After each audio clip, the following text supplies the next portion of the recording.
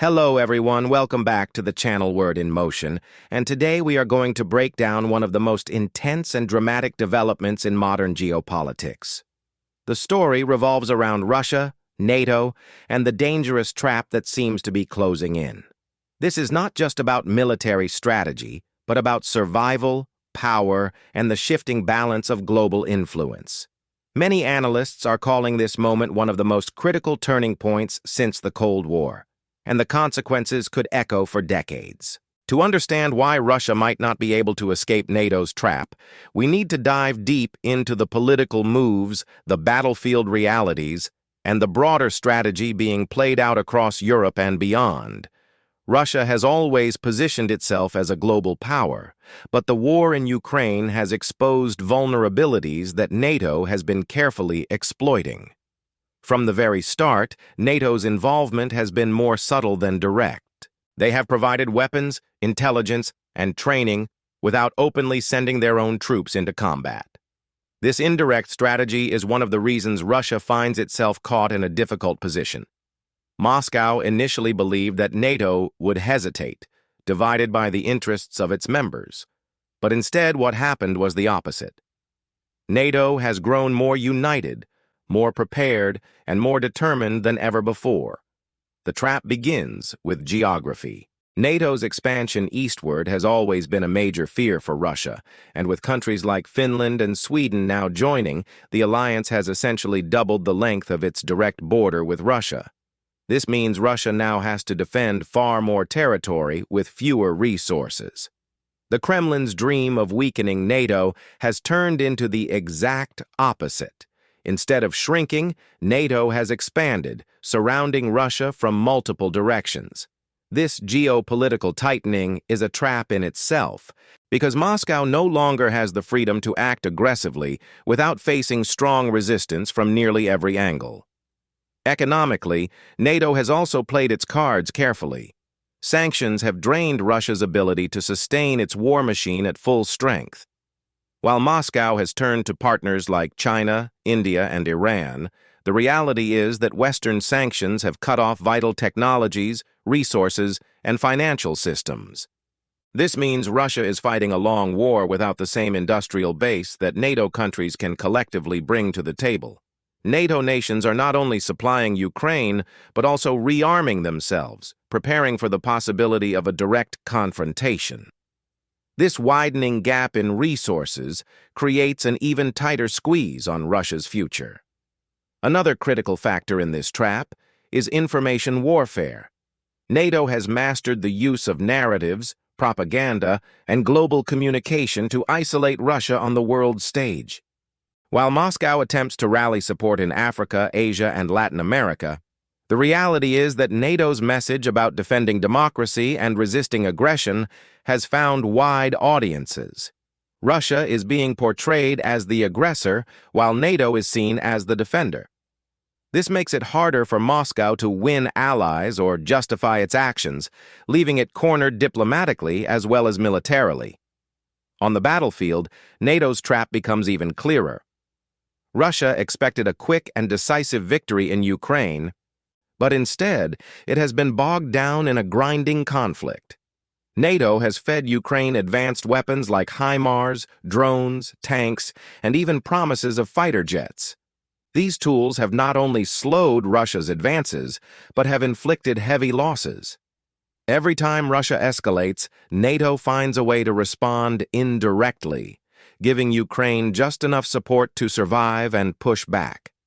This balancing act ensures that Russia is always bleeding resources, while NATO's own forces remain untouched. The longer this war drags on, the more unsustainable it becomes for Russia. Wars are not only fought with soldiers and tanks, but with money, morale, and time. NATO understands this better than anyone. The alliance has the advantage of patience, while Russia is racing against economic collapse, population decline, and political instability at home.